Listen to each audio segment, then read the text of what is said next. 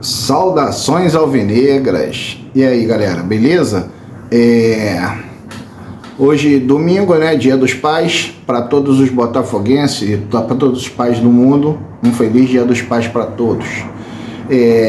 Hoje nós estamos aqui mais uma vez no quadro Botafogo Sem Mimimi para fazer a nossa análise pós-jogo. Mas antes da análise pós-jogo, eu queria fazer aqui um comentário sobre a contratação do Diego Costa.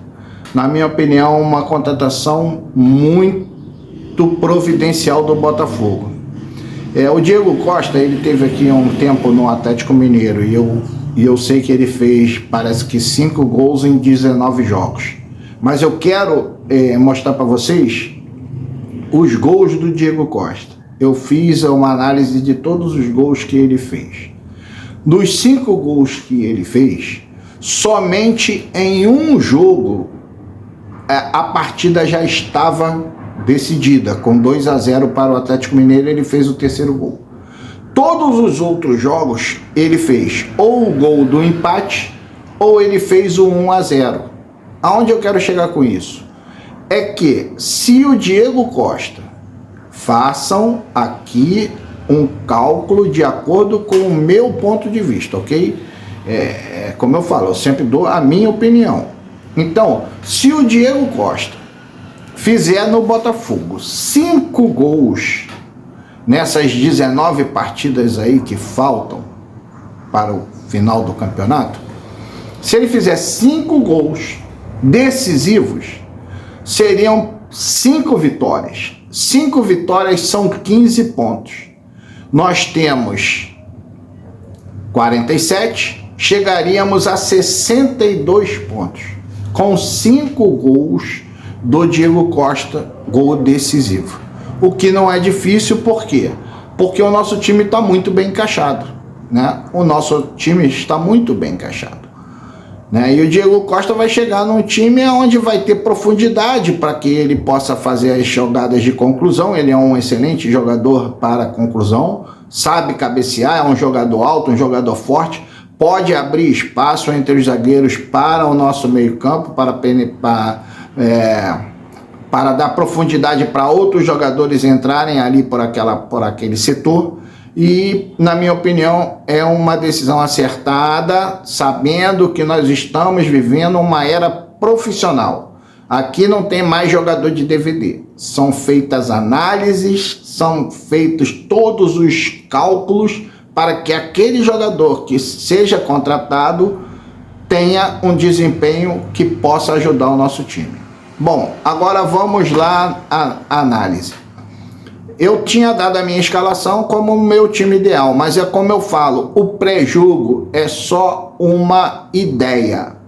O pré-jogo, ele só é válido, só é concreto quando você já tem a escalação final, né? A escalação oficial dos jogadores que vão entrar em campo.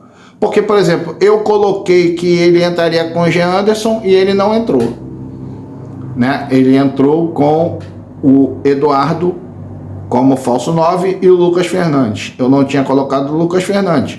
Eu coloquei o Sauer pela esquerda, o Sauer pela direita e o Vitor Sá pela esquerda. Mas essa foi a ideia dele. Por quê? Porque ele está no dia a dia, ele sabe como fazer. E eu acredito que ele tenha feito certo. Um outro detalhe que eu falei também nos meus vídeos anteriores, se vocês forem lá, vocês vão ver que eu comentei isso, e todos os detalhes que eu tenho falado lá têm se refletido dentro do campo. O quê?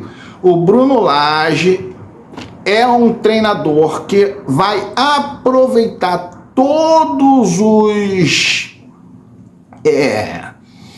todas as opções e todo o trabalho feito pelo Luiz Castro, que foi o responsável por montar o nosso time. E agora eu dou parabéns para o Luiz Castro, que foi campeão lá na Arábia.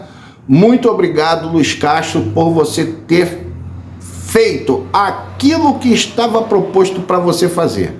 Saiu no meio? Saiu, mas isso é outro detalhe, tá bom? Meus parabéns.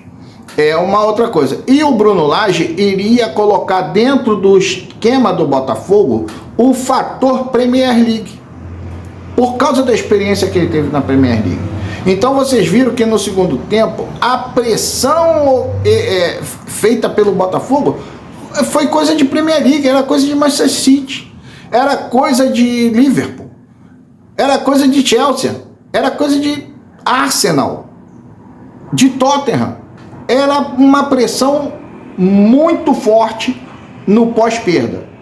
Então foi muito bom. Agora vamos às análises. Lucas Perry, uma falha, levou azar. Por quê? Porque ele pensou que a bola ia para dentro do gol e ele não percebeu que a bola continuou dentro da área.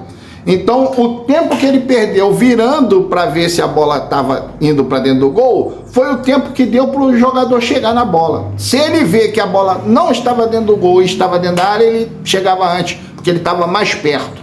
Mas o jogador veio em velocidade, viu que ele perdeu um pouco do time e concluiu. Mas no mais salvou também o Botafogo com uma defesa muito bem feita, muito importante. De Plácido, cara, para mim o melhor em campo. E o que eu tenho falado, cara, de Plácido tá sendo muito bom jogador. Pelo menos aí umas 10 partidas. Vou colocar aí umas 10 partidas. O de Plácido tem jogado muito mesmo. Vai ao ataque com velocidade, dribla os laterais adversários com facilidade e velocidade e tá fazendo uma partida defensiva maravilhosa. Muito bom. A zaga segura. Teve dificuldade porque o Inter tem um excelente jogador de meio campo que faz aquele mesmo papel do Eduardo, que é o Alan Patrick, e o Ener Valencia faz aquele papel que seria o do Tiquinho. Segura bem a zaga, tem velocidade pelos lados, mas é um jogador alto que dá trabalho. E o Hugo, que para mim foi o segundo ou terceiro melhor jogador em campo. Tá jogando muito o Hugo quando entra, principalmente no gramado sintético. Ele encontrou uma facilidade muito grande para driblar os adversários, vai driblando em velocidade, dribles curtos, muito rápido na grama, no tapetinho. Tá muito bem o Hugo. Eu faço aqui a minha observação. Prestem atenção nas atuações do Hugo. Muito boas mesmo. Inclusive com assistência, né? Já não é a primeira assistência, ele já deu outras assistências também. Além daquele gol mágico que ele fez lá contra o Patronato, lá, o Guarani, aliás, no primeiro jogo. Tietê e o Marlon Freitas, cara, muito bom. Nosso meio-campo ali defensivo é muito forte. O Tietê, ele dá uma mobilidade ao nosso time que é muito importante. Ele é o responsável por aquela pressão pós-perda, né? O Tietê ali, ele vai em cima, ele faz aquela transição também do meio campo para o ataque com muita potência, com muita velocidade, muita habilidade, muito bom jogador. E o Marlon Freitas dá uma segurança ali na defesa que dá a impressão que nós estamos jogando até com 5 zagueiros. Muito bom.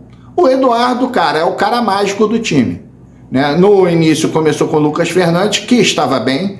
Foi os 3 primeiros chutes do Botafogo. Foi do Lucas Fernandes. Mas ele não aguentou. E o que eu acho importante também, que eu gosto sempre de frisar, é a coerência das entrevistas do Bruno Lage. A coerência da entrevista, entendeu? Ele explicou que o Lucas Fernandes ele não estava aguentando os 45 minutos, então ele fez a substituição em virtude disso, porque ele perdeu um pouco do ritmo, né? Ele perdeu um pouco do ritmo, mas aí veio o Eduardo para fazer aquele complemento, e o Eduardo ali ele é mágico, né, cara? Eu já falei isso também no vídeo anterior. Olha lá o que foi dito, o Eduardo ele faz um papel ali que paralisa a zaga adversária, porque a zaga adversária fica na dúvida entre marcar o centroavante e marcar o Eduardo, que pode jogar de falso 9, como foi o início dele no primeiro tempo, né? Então no segundo tempo melhorou muito e foi um dos melhores em campo. Os 3 melhores para mim foram o de Plácido, o Eduardo e o Hugo, nessa ordem.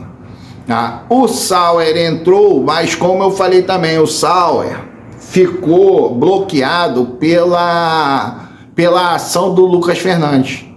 Porque o Sauer seria aquele jogador que faria o papel do Eduardo por trás, mas seria importante que o Lucas Fernandes fosse para dentro da área, porque o Sauer pudesse fazer o contorno ali e jogar atrás da defesa dos adversários, né? Como foi contra o Coritiba. Mas o Lucas Fernandes ali, ele atrapalhou um pouquinho a movimentação do Gustavo Sauer. E aí foi substituído no segundo tempo também. Eu estou controlando o tempo aí, mas eu vou passar um pouquinho, mas eu quero pedir desculpa a vocês, mas é importante. Então, fazendo também a análise do Gustavo Sauer. O Eduardo, como falso 9, ficou prejudicado pela falta de proximidade do Lucas Fernandes e pela falta de ocupação de espaço do Gustavo Sauer. No segundo tempo, houve duas substituições importantíssimas para você ver a leitura do Bruno Lage. O que ele fez? Ele botou Luiz Henrique e botou Janderson. Porque ele fez essa análise lá no pós-jogo, lá na entrevista dele.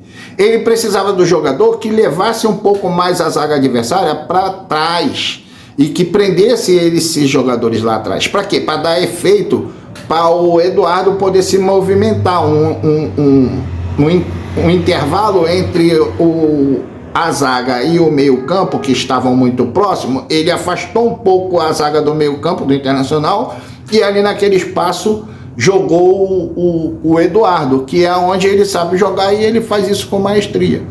Só que um detalhe, o que ele fez? Ele botou o Luiz Henrique na ponta esquerda e passou o Vitor Sá pela ponta direita.